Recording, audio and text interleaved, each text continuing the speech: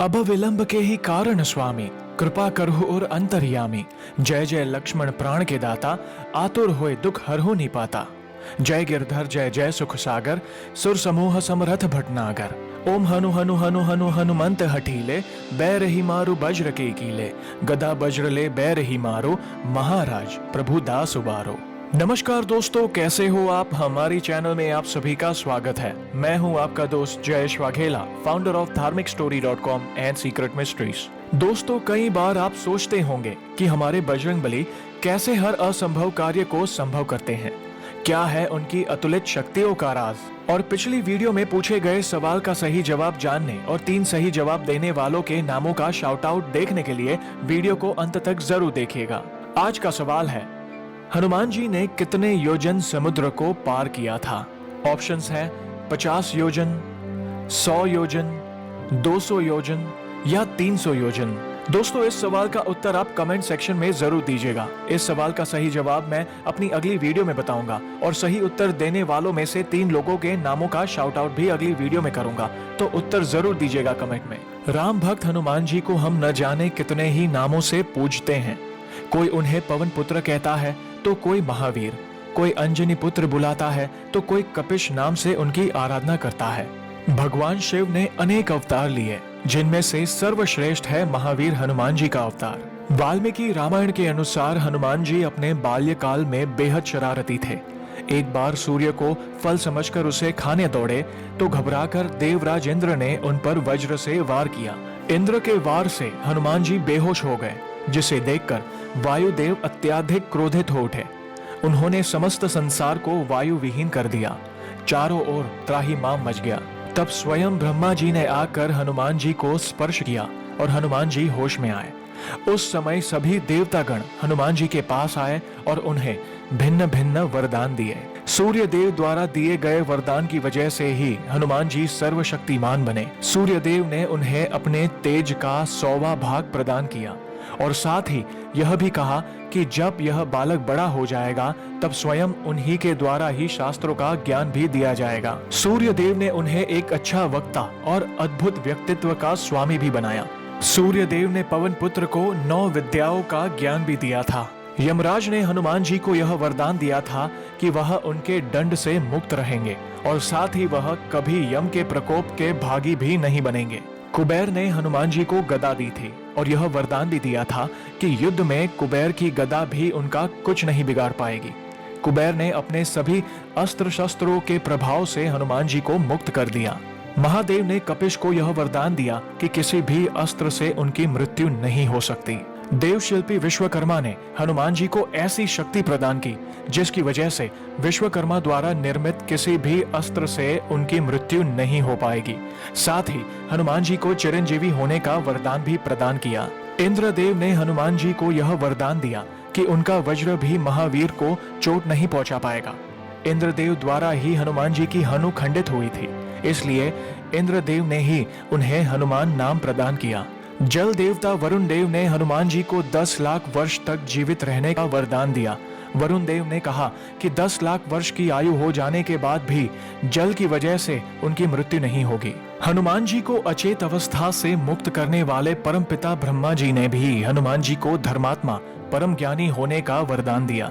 साथ ही ब्रह्मा जी ने उन्हें यह भी वरदान दिया कि वह हर प्रकार के ब्रह्म दंडों से मुक्त होंगे और अपनी इच्छा अनुसार गति और वेश धारण कर पाएंगे।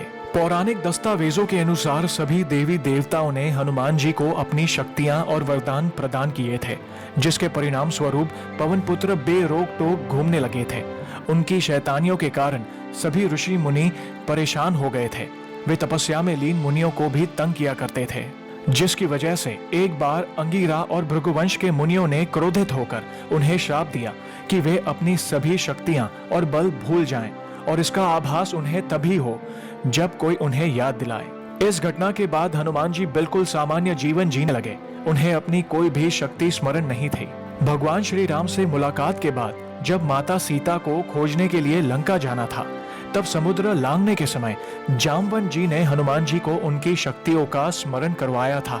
श्री हनुमान चालीसा की पंक्तियां, अष्ट सिद्धि नौ निधि के दाता, असबर दीन जानकी माता, का अर्थ है कि माँ देवी सीता से महावीर को ऐसा वरदान प्राप्त हुआ जिसके अनुसार कलयुग में भी वह किसी को भी 8 सिद्धियां और 9 निधियां प्रदान कर सकते हैं और वे अजर अमर रहेंगे। अजर अमर का अर्थ है कि जिसे ना कभी मौत आएगी और ना ही कभी बुढ़ापा।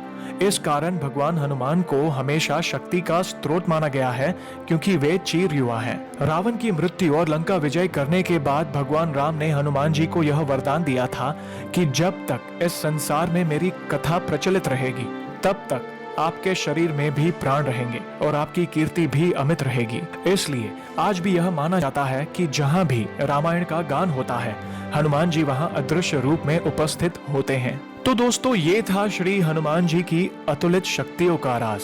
इसी वजह से पूरे ब्रह्मांड का कोई भी कार्य उनके लिए असंभव नहीं है।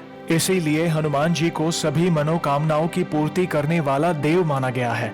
उनकी आराधना करना हमेशा शुभ फलदायी रहता है। हनुमान जी की उपासना से दुख, क्लेश, रोग और संकटों का नाश होता है और सुख समृद्धि का वरदान प्राप्त होता है।